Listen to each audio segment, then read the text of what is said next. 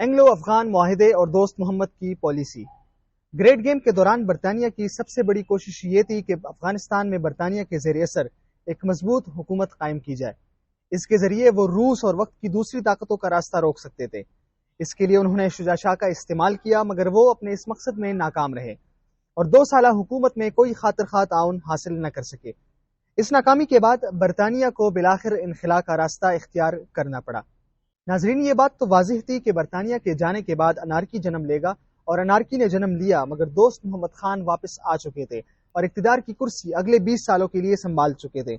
دوست محمد خان اس بار افغانستان کو متحد کرنے کا عزم رکھتے تھے۔ اس مقصد کے لیے انہوں نے سب سے پہلے پشاور کو سکھوں کے پنجے سے چھڑایا اور 1855 اور 1863 میں قندھار اور ہرات کو اپنے دائرہ اختیار میں شامل کیا۔ انہوں نے قندھار اور ہرات کو اپنے دائرہ اختیار میں تب شامل کیا جب موت ان سے صرف اور صرف 2 ہفتوں کی مسافت پر تھی۔ دوسری جانب برطانیہ یا ایسٹ انڈیا کمپنی خطے میں اپنا اثر رسوخ بڑھانے میں مصروف تھا۔ سندھ، کشمیر، پنجاب اور بلوچستان کو فتح کرنے کے بعد معلوم یہ ہو رہا تھا کہ پشتون زون پر بھی ان کی خاصی نظریں جمی ہوئی ہے، مگر کیا کیا جائے، ابھی تازہ شکست نے دوبارہ جلدی کرنے کی اجازت ایسٹ انڈیا کمپنی کو نہیں دی۔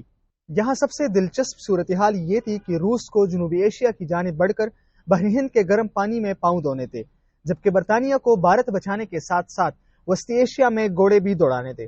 لیکن اس کے باوجود دوست محمد خان کے اس 20 سالہ اقتدار میں افغان برطانیہ تعلقات معمول پر رہے۔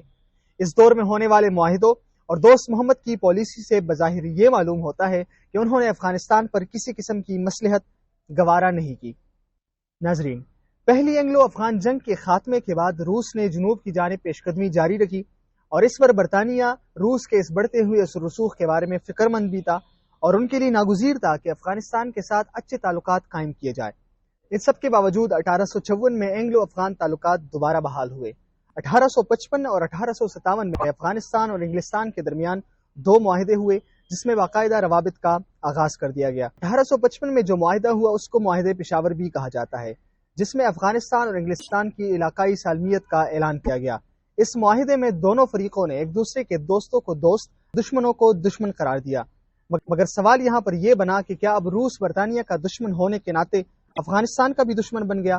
اس سوال کا جواب تلاش کرنے کے لیے ہمیں دوسرے اینگلو افغان جنگ کا انتظار کرنا پڑے گا۔ 1857 میں جو دوسرا معاہدہ ہوا اس نے معاہدے پشاور کے ضمیمے کا کام کیا اور اس میں تعلقات کو مزید مضبوط کرنے کی بات بھی کی گئی۔